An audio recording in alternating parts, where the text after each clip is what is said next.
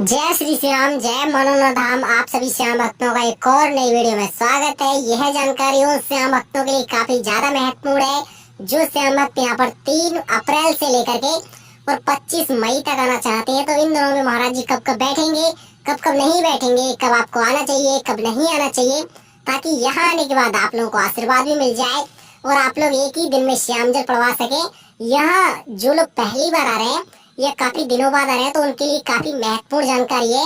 आप लोग कैसे यहाँ तक पहुँच पाएंगे, किस दिन ज्यादा भीड़ मिलेगी, किस दिन कम भीड़ मिलेगी, सुबह महाराज जी कितने बजे बैठते हैं, शाम को कितने बजे उठते हैं, आपको सबसे पहले कौन सी लाइन में लगना सही रहेगा, क्योंकि गलत लाइन में लगने से आपका पूरा दिन बर्बाद हो जाता है और आपको आशीर्वाद नहीं मिल पाता। आप लोगों को श्याम जल कहाँ से लेना है, कहाँ श्याम जल पड़वाना है, कहाँ से प्रसाद लेना है, कहाँ प्रसाद चढ़ाना है, अगर वीआईपी होटल में रुकना है तो वीआईपी होटल कौन सा सही रहेगा, टिकट कब बुक कराएं, कब टिकट ना बुक कराएं, कौन सी रेलवे स्टेशन पे उतरे, कौन सी रेलवे स्टेशन उतरना सही रहेगा, ताकि वहां से ई रिक्शा टेम्पो भी बुक कर सके अच्छी तरीके से। घर से जो लोग अकेले आ रहे हैं उनकी क्या व्यवस्था रहेगी, पूरे परिवार के साथ आ रहे हैं तो उनकी व्यवस्था कुछ अलग रहती है। तो बने रहना वीडियो का बिल्कुल लास्ट तक। अगर यह वीडियो आप लोगों ने फुल देख ली तो बताता हूँ कि आपको कोई दिक्कत ही नहीं मिलेगी, नहीं तो कोई परेशानी होगी। आप लोग केवल वीडियो को लास्ट तक देख लेना, पॉइंट बाय पॉइंट हम आपको बताते चलेंगे। सबसे पहला पॉइंट रहता है महाराज जी से आशीर्वाद लेना।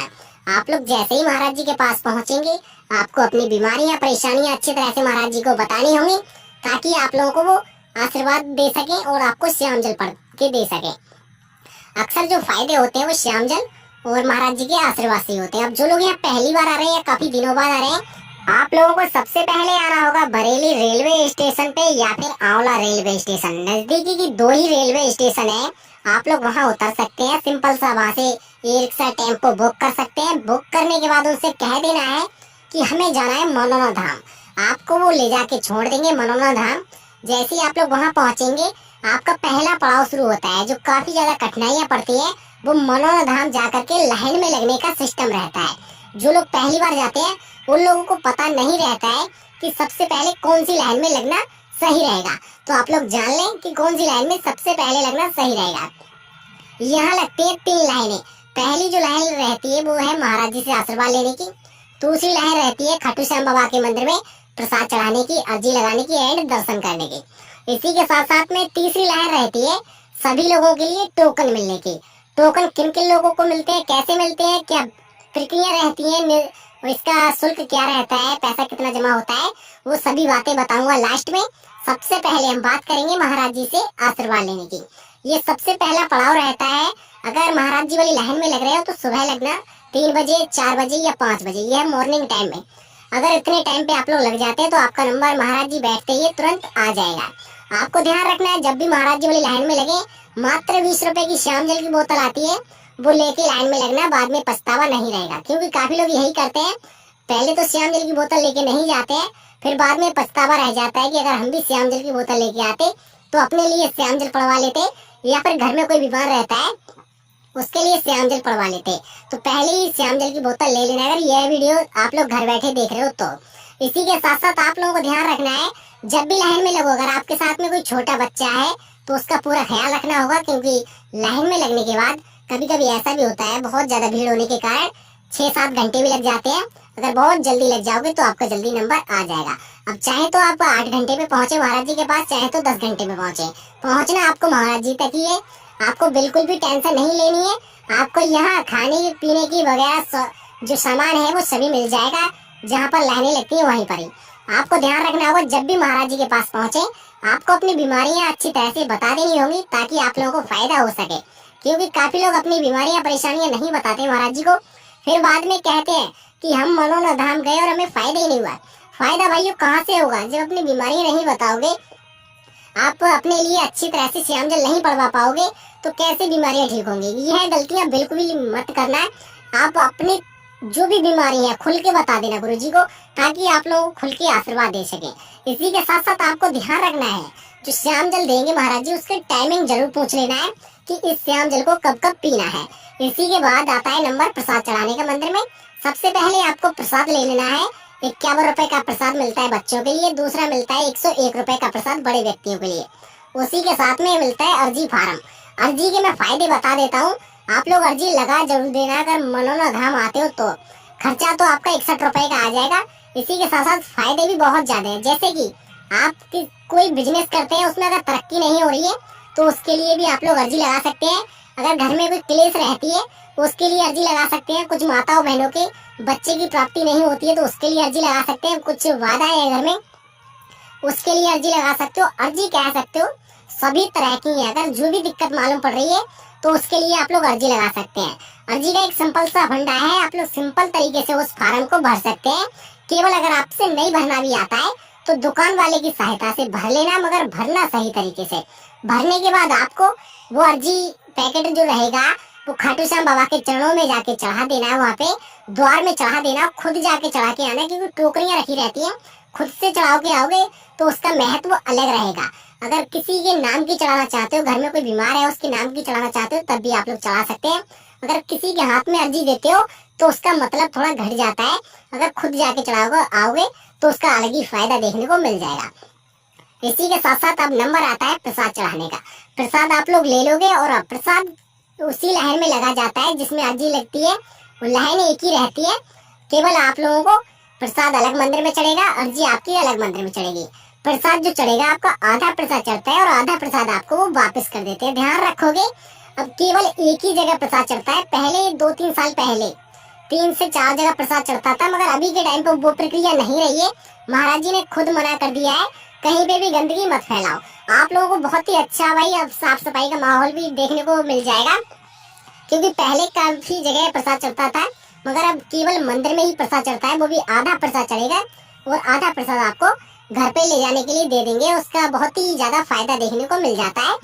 काफी ज्यादा महत्वपूर्ण जानकारी अब टोकन वालों के लिए है कि टोकन कौन कौन लेना चाहते हैं और किस किसके लिए टोकन मिलेंगे। अभी के टाइम का मैं बता देता हूँ। जब भी महाराज जी बैठेंगे टोकन तभी मिलते हैं, और आप लोगों के लिए सुबह 8 बजे से लेकर के रात 8 बजे तक निःशुल्क टोकन कैसे ले पाओगे। सबसे पहले आप लोगों को गेट नंबर 1 पे पहुंच जाना है और वहां जा करके आपको अपना मरीज दिखाना होगा। जिस भी व्यक्ति के लिए टोकन लेना चाहते हो तो उस व्यक्ति को दिखाना पड़ेगा, तब आपको टोकन मिलेगा, आपका अंदर प्रवेश होगा। टोकन 2 प्रकार के होते हैं, एक तो निःशुल्क टोकन रहता है और एक रुपए वाला टोकन रहता है। रुपए वाला जो टोकन होता है वो घर बैठे मिल जाता है। वो आपको बहुत ही अच्छी तरीके से मैं आगे बताऊंगा वीडियो में। अगर आप लोग फ्री में टोकन लेना चाहते हैं तो आपको मनोरम धाम आना पड़ेगा। वहां पर आके आपको अलग ही व्यवस्था मिल जाएगी। थोड़ा परेशान तो होना पड़ता है, मगर आपका कोई रुपए पैसा खर्च नहीं होने वाला है। एक बात आपको ध्यान देनी है, जितने भी लोग टोकन लेंगे उनको भाई कोई दिक्कतें रहती है शरीर में तभी टोकन मिलेगा। ऐसा कुछ नहीं कि सभी लोगों के लिए टोकन मिलेगा। जो लोग चल नहीं पाते हैं अच्छी तरह से, खड़े भी नहीं हो पाते हैं, बहुत ज्यादा परेशानियां रहती हैं शरीर में, तो उनके लिए टोकन की व्यवस्था करी गई है और ये व्यवस्था बहुत ही अच्छी है। इस व्यवस्था में आप लोगों को बहुत देर खड़ा नहीं होना पड़ता है, केवल थोड़ी देर इंतजार करोगे और आपका नंबर आ जाएगा। गुरुजी आपको आशीर्वाद देंगे और आप लोग भी अपने लिए श्याम जल पढ़वा देना। मैंने बहुत सारे लोग ऐसे भी देखे हैं जिन लोगों से 1 मिनट भी खड़ा नहीं हुआ जाता है और वो लोग लाइन में लगने की कोशिश करते हैं। देखो आप लोग लाइन में बिल्कुल भी मत लगना।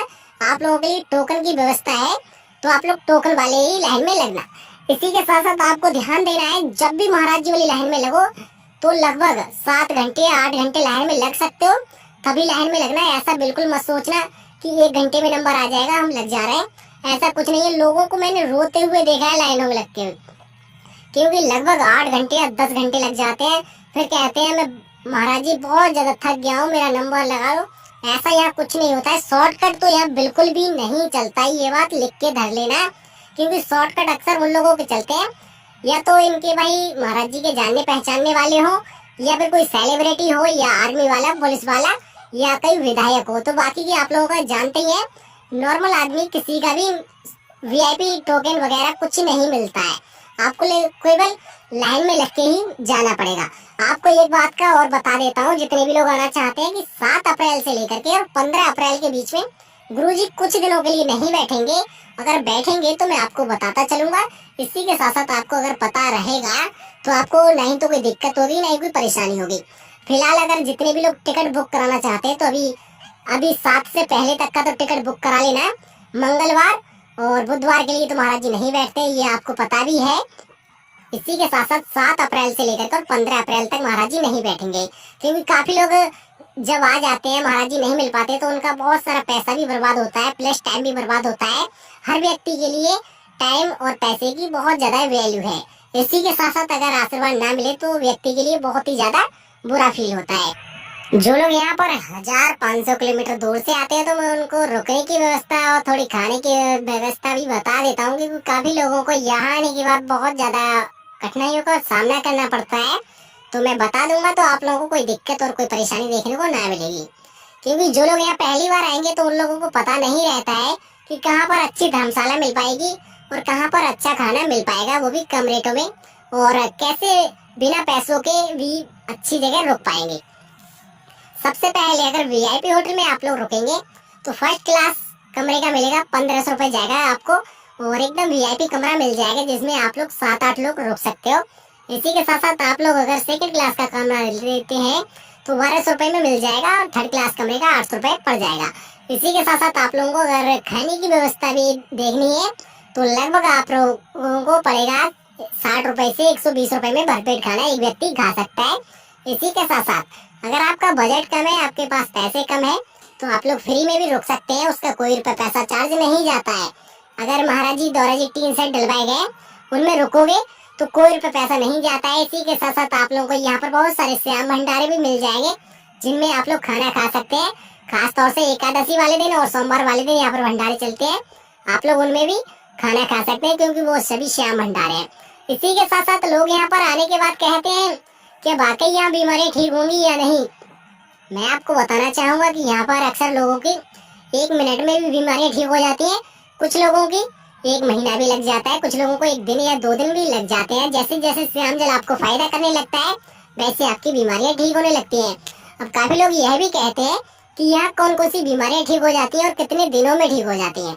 आप लोगों को यहाँ आने के बाद ऑल ए टू जेड जो भी बीमारी है, बीमारी शरीर में कुछ भी है, आपकी सभी बीमारियां ठीक होने में पूरे चांसेस रहते हैं। काफी लोगों की 4 स्टेज का कैंसर था, वो भी ठीक हुआ है। काफी लोगों को यहाँ पर 2-2 लोग पकड़ के लेके आए थे, उन लोगों को भाई चलने में कोई दिक्कत नहीं हो रही है, मगर कुछ लोगों के ही साथ होता है यहाँ पर। इसीलिए कहते हैं मनोरम धाम चमत्कारी मंदिर। चमत्कार अक्सर कुछ लोगों के साथ होते हैं, हर व्यक्ति के साथ नहीं हो पाता है। मैं आपको एक महत्वपूर्ण जानकारी दे देता हूँ, जब भी यहाँ पर आओ देखो ऐसा मत सोचना कि 101% फायदा हो जाएगा। देखो किसी किसी के साथ ही चमत्कार होते हैं। अगर आपके घर में कोई बीमार है, परेशान है, या फिर आप कोई बीमार है, तो पहले तो आप लोग अस्पताल में ट्राई करें, क्योंकि यह बात महाराज जी भी कहते हैं, पहले ट्राई करो अस्पतालों में। अगर फिर फायदा नहीं पड़ता है, बड़े बड़े अस्पतालों में लोगों को फायदा नहीं पड़ पाता है किसी कारण, तो आप लोग यहाँ आकर के लास्ट एक आसरा देख सकते हैं। हो सकता है आप लोगों को भी फायदा पड़ जाए, क्योंकि लोगों की लास्ट आसरे के कारण उनकी आज जान जीवित है और वो लोग अच्छी तरह से रह रहे हैं, मौज ले रहे हैं। बाकी की आप लोग यहाँ पर आने के बाद ट्राई कर सकते हैं, क्योंकि हर रोज यहाँ पर 5000 10,000 श्याम भक्त आप लोगों को देखने को मिल जाएंगे, इससे ज्यादा भी। अब काफी लोगों का कहना यह भी रहता है कि कितने देर में नंबर आ जाता है। मैं आपको बताना चाहता हूँ, अगर बहुत ज्यादा भीड़ रहती है तो आपको 7-8 घंटे भी लग जाते हैं, कम से कम भीड़ रहती है तो आपको 2 से 3 घंटे भी लग जाते हैं। बाकी की यह वीडियो यहीं पर लास्ट करते हैं, मिलते हैं कल वाली नेक्स्ट वीडियो में। जय श्री श्याम।